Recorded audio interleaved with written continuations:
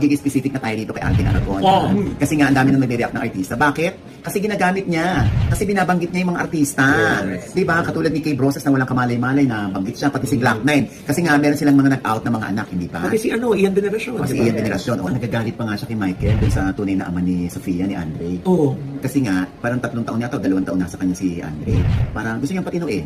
Kasi walang ipinanganak na bakla ang Diyos, sabi niya. O ito pakinggan natin. Ayan. So, pag ang disiplina, 8, 9, 10 na, kinakausap na yan.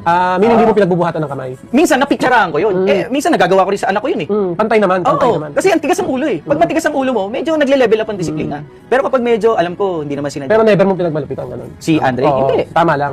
Meron talaga akong anger. Kung ang complaint niya sa akin, yung grabing galit yung pinitsarahan ko siya. Kasi hindi naman niya na experience yun. Nung 7, 8, 6, 5, 4, 3, 2, na ang nag-alaga si Lola. Yung ganung taon siya, yung ganung edad niya. Okay? So, lalaki yan. May sumisilip na ng mga signs na baka ano to bading. Kasi malambot.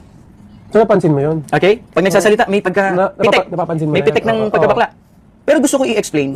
Balik kayo, makinig kayo. Mga galit na hindi naintindihan Pero, yung kwento. bro, deep inside your heart, bro. Ito mahalaga kasi ito eh. Oo. Nung 7 si Andre, 6 years old, 5, 4, 3, 2, 1, ang nag-alaga si Lola. Babae. Ganun talaga mga lola, no? Kasama pa si Tita, NJ. Nasaan si IC? Busy sa sex bomb. Hindi pa Christian. Nasaan si Tatay? Michael? Busy? Wala. Sino nag-alaga? Si Lola at Tita.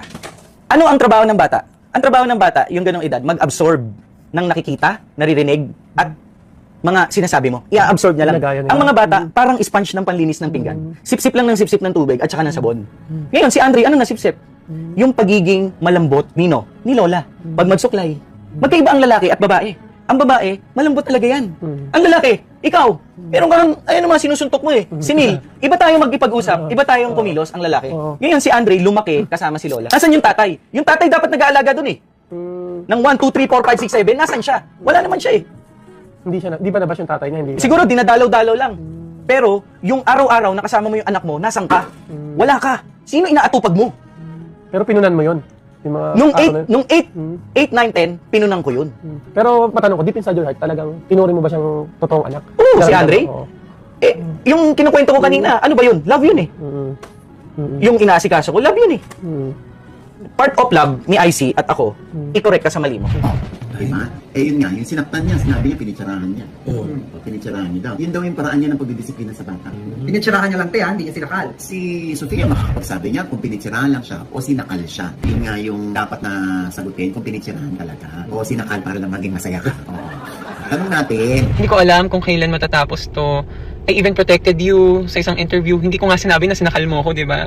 Pero yun talaga